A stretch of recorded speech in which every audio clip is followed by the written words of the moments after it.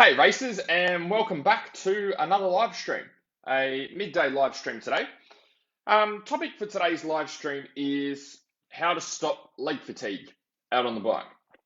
So I think it's pretty self-explanatory, the benefits of having stronger legs.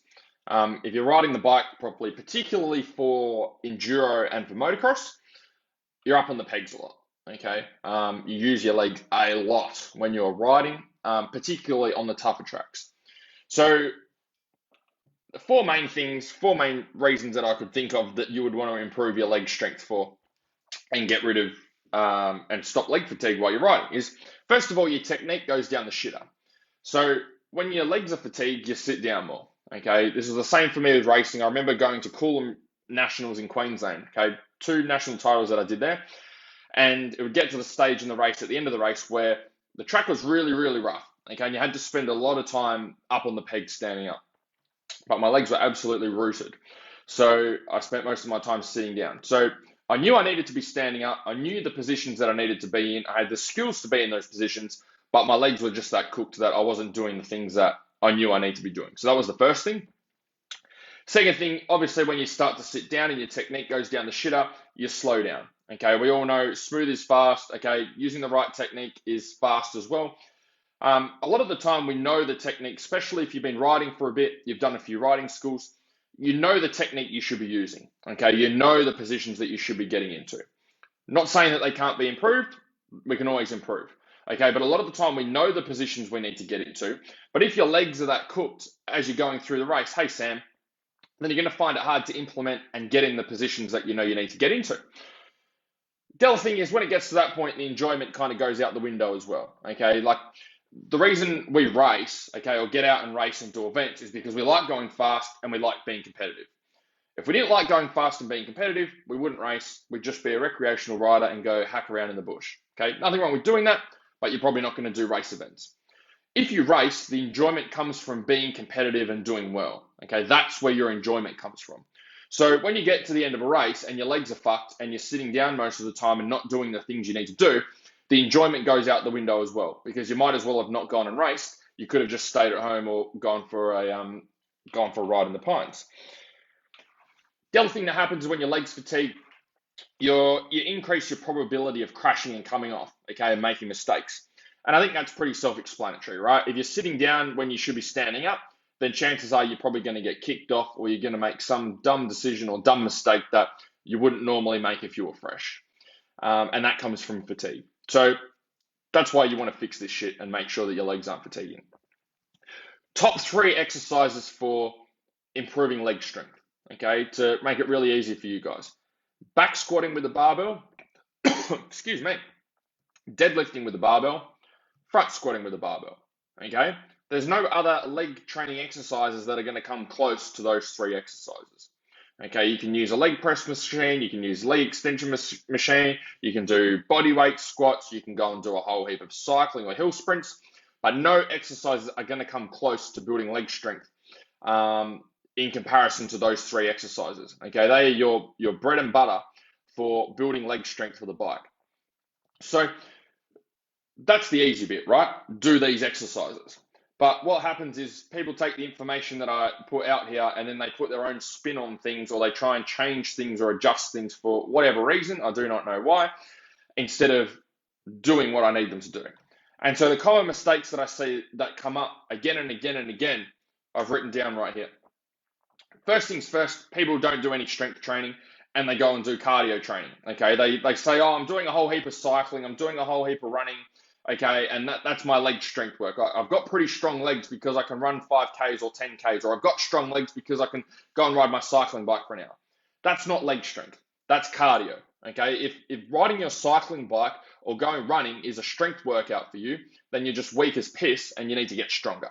Okay, they are not strength workouts. They are cardio workouts. If they're strength workouts for you at the moment, it probably means you've just jumped up off the couch and started training, and you need to train a little bit more and do some proper strength exercises, okay? But when you're going riding and racing on the weekend, you've got a 100 kilo bike, you've got your body weight on top of that.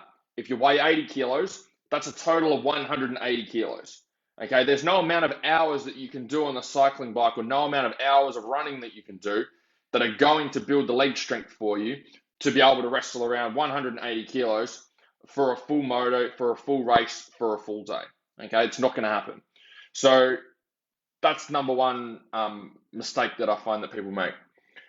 Second mistake, which I kind of touched on there, is people don't do any strength work at all. Okay, they just avoid weights. It's like the whole, oh, I'm going to get big and I'm going to get arm pump from doing weights. So I steer clear from doing weights, and all I want to do is go and do a whole heap of cardio stuff. If that's how you want to approach your training, good luck to you, but that's not going to build the strength that you need for the bike. If you've got problems with fatigue through your legs on the bike and you can't go a full race standing up on the pegs when you need to, then you need to get stronger. Okay, it's not more cycling, it's not more swimming, it's not more running, okay, it's not more bodyweight squats. You need to get under a barbell and lift some weights and build some proper strength. Third thing is people then they'll take the movements that I recommend and they'll be too scared to lift heavy weights. Who knows why they're too scared, okay? The usual reasons are, I'm going to get arm pump, or I'm going to get too big and bulky, okay? Or I'm going to be too heavy on the bike and too stiff and too big and too this and too that. Low weights and high reps is not going to help you on the bike, okay? If you're doing cycling and you start doing low weights and high reps, then yeah, maybe, right? But in terms of how you're going to best utilize your time to help with your race fitness, that's not going to come from doing light weights at high reps, okay? You have 180 kilos that you need to wrestle around, that you need to be able to move. So that's what you need to be focusing on. You need to be focusing on getting your overall strength as high as you possibly can, to make that 180 kilos feel as light as it possibly can, okay? If you're going to the gym and you're taking the back squatting, the deadlifting, and the front squatting like I've just given you, and you're doing those exercises with an empty bar, okay, when you probably could be doing 50, 60, 70, 80, 90, 100 kilos on there, and trying to do 30, 40, or 50 reps at a time with those exercises, you're going to get little to no benefit from them, and you're going to go, this is a waste of time, it's not working, okay? You have to be getting your body comfortable using heavy weights. Because when you get your body comfortable using heavy weights with those movements, the bike feels light. When the bike feels light, you use less energy. When you use less energy, you've got more energy to use for the whole race. Okay, you're not going to fatigue as quickly. Specifically, if you've got issues with your legs fatiguing, you need to get them under heavier load. Okay, because if you can get them under heavier load during training during the week, when you get on the bike's going to feel that much easier to be able to move. Okay, but it starts with adopting the right mindset in training. Fourth mistake that I see people make is they'll use isolation exercises, okay? They'll ignore what I've just said using those multi-joint movements, and they'll go and do bicep curls, they'll go and do leg extensions, they'll go and use a leg press machine, they'll go and use a Smith machine. They will do a whole heap of different weight training exercises, okay? Primarily isolation. The problem with those exercises, number one, your body doesn't move like that on the bike, okay? If I go to the gym and I'm doing bicep curls like this, my body doesn't move like that on the bike. When I'm on the bike, okay, whether it's enduro or motocross, your whole body from head to toe is working as one system. Some muscle groups might be utilized a little bit more than others, but overall, everything is being used together.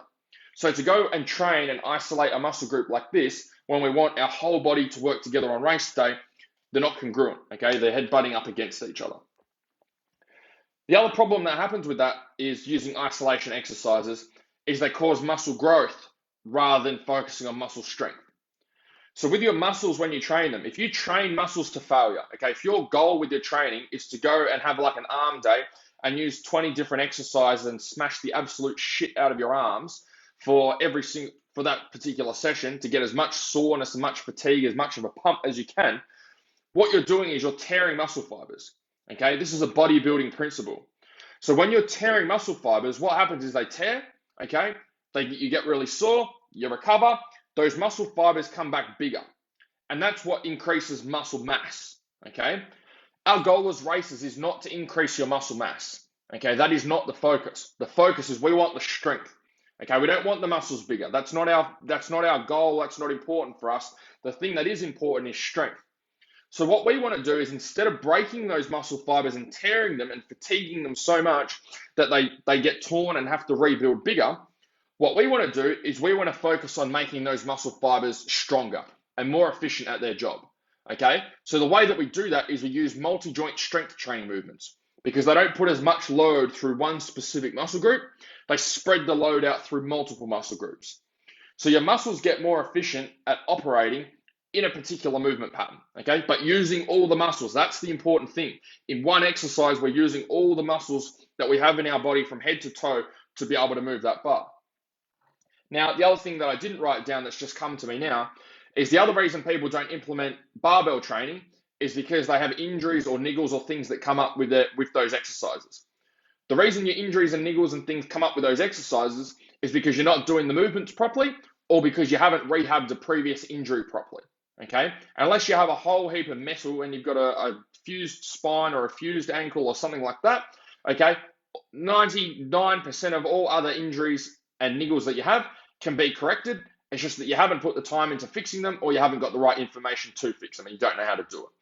So that's not really an excuse to not do those exercises. Going, oh, I've got a dodgy knee or I've got a dodgy shoulder or my hip's been playing up. Okay, they're not excuses for not using multi-joint exercises. Multi-joint exercises are harder than using machines. Okay, that's why more people use machines. When you go to the gym, okay, a normal commercial gym, there's shit tons of machines there and they'll have like 1 or 2 barbells in the corner. The reason that is because machines are much easier to use, okay? You need a very low level of skill to use a machine. It has a little plaque on there, follow 1, 2, and 3, and you can use the machine quite safely. With a barbell, that's not the case, okay? There's not just to follow a 1, 2, 3. You need a little bit of coaching and help at the start to be able to help improve with those movements so that you know what you're doing, okay? You need to build up a skill set first. Exactly like when you start riding the bike, okay? If you've never ridden a bike before and you just jump out on the bike, then you're probably going to find it quite hard to be able to get riding if you've got no coach, no help there, okay? Usually you've got a coach to help you, or maybe like for me, it was my dad, okay? My dad raced when he was younger. When we went out on the bike, he's like, hey, you need to put the throttle on. You need to use the brakes more. You need to stop revving this KX60 so hard because you're going to fucking blow the thing up. And it's going to cost me a lot of money, right? He was there to guide me and coach me and tell me what I needed to do, okay? And that's how I was able to get started with racing. It's the same thing with multi-joint strength training movements, okay? If you've never done them and you don't have an experience with them, you need someone to help you to do them, okay? To learn them at the start. Once you've learned them and you know what you're doing and you've got those initial basics set up, then you've got that skill set there to keep using. Like when you learn to ride the bike, okay? You don't need someone to come out with you all the time, okay, and be coaching you and nitpicking absolutely everything. But at the start, you do, okay? Because you have no idea what you're doing, okay? You just have to be honest about it and go, hey, I don't know how to ride the bike. I need some fucking help. Help me. And then you get the help, and then you can get to a stage where you can go and ride on your own. That's the same thing with weight training, okay? So overall, back squats, deadlifts, front squats, they're your 3 staple movements, okay, for building up leg strength. So if you've got problems with your legs fatiguing out on the bike, and you don't have those 3 movements in there, then that's probably why you have a problem on the bike with your legs fatiguing, because you're not using those movements. So get stuck into those movements. For those of you that would like some help with these movements, if you struggle with fatigue on the bike through your legs and even through your upper body, and you're not sure what you need to do, you're not sure on the exact step-by-step process of the sets and the reps and the weights and the movements and how to map it all out and how much you should be doing and all of those little tactical things, and you like some help and like some coaching to perform the movements correctly, send me a private message right now. We'll go backwards and forwards a little bit on message while I ask you a few questions about what you're working towards. And then if I can help you, that's great. If not, and I can point you in the right direction to someone that can help you, that's great too. But if that's something you're interested in, make sure you private message me right now. Otherwise, hope you guys have a great day and looking forward to slapping some more videos together. See you guys.